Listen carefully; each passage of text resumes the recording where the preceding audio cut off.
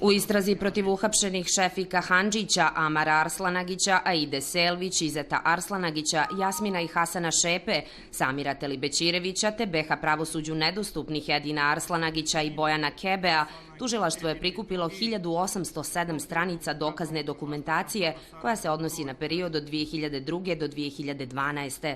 Tužilaštvo smatra da oni moraju biti u pritvoru. Naime, osumnjičeni Arslanagić Amar je državljanin Sjedinjenih Američkih Država te je prema prirodnim dokazima od Federalnog ministarstva kulture i sporta Komisije za davanje prijedloga saglasnosti za izvršenje nekretnina i antikviteta od 22.5.2015. godine u procesu trajnog iseljenja za Ameriku i gdje mu već živi građani i sve osobu iz kuće. Za Edinom Arslanagićem i Bojanom Kebeom, koji je državljanin Slovenije, raspisana je potraga, a tužilaštvo je zatražilo i raspisivanje međunarodne potjernice. Odbrana se tome protivi jer Edin Arslanagić nije ni saslušan, a tvrde kako se ni ne krije.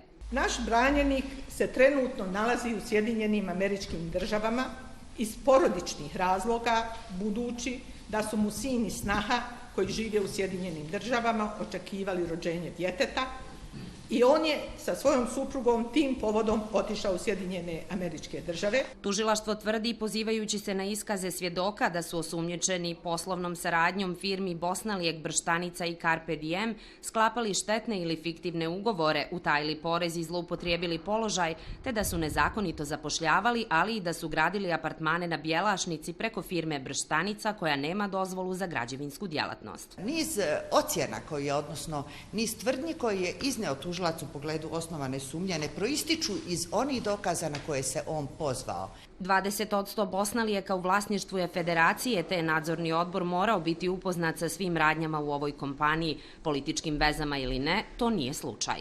Kako je moguće da od 2002. do 2012.